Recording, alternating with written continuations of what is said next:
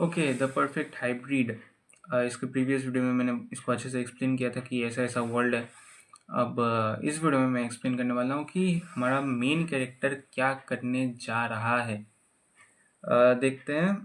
Main character का नाम है ग्वान गिक यू। सो जैसे कि मैंने बोला, इसकी मम्मी इमोर्टल सॉरी ट्रांसफॉर्मर है और इसके पापा इमोर्टल है।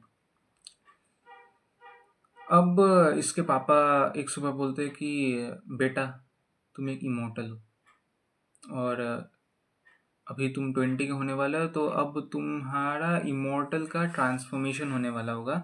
तो वो मैं तुम्हें पहले ही बता दे रहा हूँ। सो भाई, बंदा इतना ज़्यादा एगनी और पेन से गुजरा ना, oh my God man, seriously मुझे खुद फील हो रहा था कि भाई ये क्या है, इतना भयंकर दर्द होता है कि इमोर्टल बनने में। मुझे लग रहा था कि हाँ, यही इसकी सफरिंग है, यहाँ तक ही इसका ट्रांसफॉर्मेशन है। बट फिर पता लगा कि इसकी मम्मी ने इसे और पहले बोल दिया था कि ये जो है 18 साल की एज में बोला था, नहीं नहीं नहीं, 20 साल के आसपास ही बोला था शायद, इमोर्टल वाले से पहले, कि इसकी मम्मी जो है वो ट्रांसफॉर्मर है। और इसकी मम्मी ने ये इसको बोल दिया था, ये जब इमोर्टल वाला ये जो प्रोसेस है, ये होने से पहले इसकी मम्मी ने बोल दिया था कि ये ट्रांसफॉर्मर है, इसकी मम्मी ट्रांसफॉर्मर है तो ये भी ट्रांसफॉर्मर बनेगा। तो बंदा ट्रांसफॉर्मर वाला जो अवेकनिंग है वो करता है, करता नहीं मतलब हो जाता है, उसमें भी बहुत ही ज़्यादा पेन फील होता है। एंड देन फिर से इमोर्टल वाला, उसमें भी बहुत ज़्यादा पेन फील होता है। अब इमोर्टल और ट्रांसफॉर्मर बनने से तुम्हारे सेंसेस बहुत हाइटन हो जाते हैं, स्पेशली ट्रांसफॉर्मर्स, स्पेशली इमोर्टल्स के कारण, because immortals highly sensitive creatures होते हैं। और इसी कारण से जो सीरीज़ है ना, उसमें बहुत तुम्हें टाइम में दिखाया जाए कि इमोर्टल्स जो है बहुत ज़्यादा सेंसिटिव है, बहुत मेंशन किया जाता है इमोर्टल्स बहुत ज़्यादा सेंसिटिव है।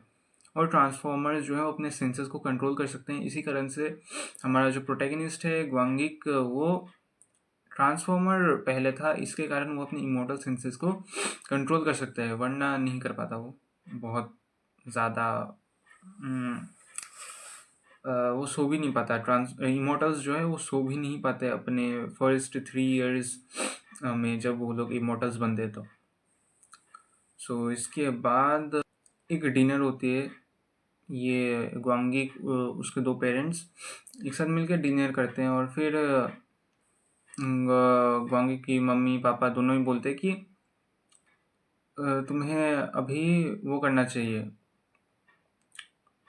नहीं नहीं, मम्मी नहीं बोलती, पापा बोलते कि सिविल सर्विस का एग्ज़ाम दो जाके।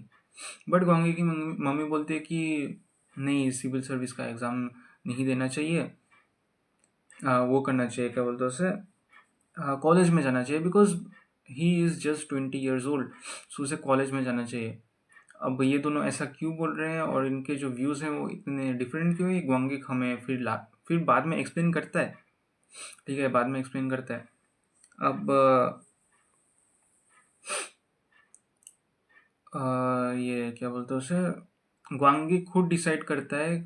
मतलब ये दोनों बोलते हैं कि ग्वांगी को डिसाइड करने दो, हमारा बच्चा क्या कहना चाहता है। तो ग्वांगी खुद ही डिसाइड करता है कि उसे नेवी सील में जाना है, आर्मी में जाना है, मिलिट्री में जाना है। तो ग्वांगी की मम्मी पापा दोनों, मम्मी जो है वो एग्री नहीं करती कि ये मिलिट्री, नहीं नहीं नहीं।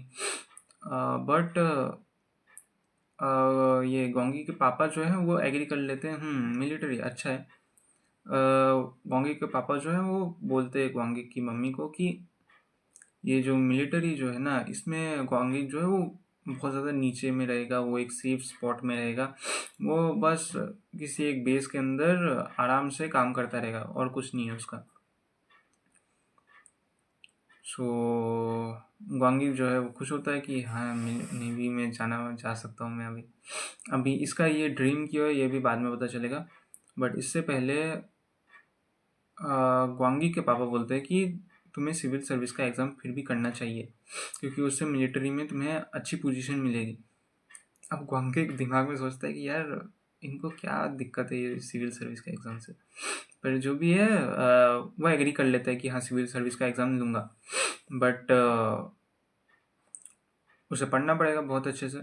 अब ग्वांगी के पापा बोलते हैं कि मैं तुम्हारी ट्यूशन लगाऊंगा, तुम कल सुबह उस जगह, एक जगह का नाम बोला था मुझे याद नहीं है, उस जगह जाओ और 2 दिन के लिए ट्यूशन में रहो, उस जगह रहो ताकि वो बंदा जो है वो तुम्हें पढ़ा सके। अब नेक्स्ट दिन ग्वांगी चला जाता है और ये जो चीज़ है, ओके, ये जो चीज़ है ये मैं नेक्स्ट वीडियो में बताऊंगा, बट इस वीडियो में हम लोग बताते हैं कि ग्वांगी की मम्मी क्यों चाहती है कि ग्वांगी कॉलेज में जाए, ग्वांगी के पापा क्यों चाहते हैं कि ग्वांगी सिविल सर्विस में जाए। देखो बेसिकली इमोर्टल्स जो है वो मैंने प्रीवियस वीडियो में बताया था कि वो लोग गवर्नमेंट के साथ जुड़ चुके हैं।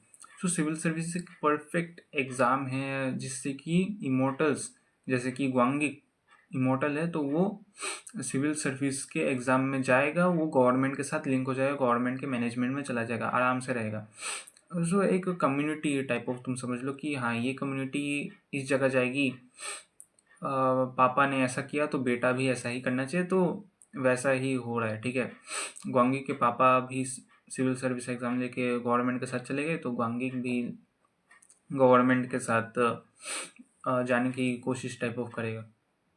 तो वही इसके पापा चाहते हैं। अब इसकी मम्मी क्यों चाहती है कि ये कॉलेज में जाए?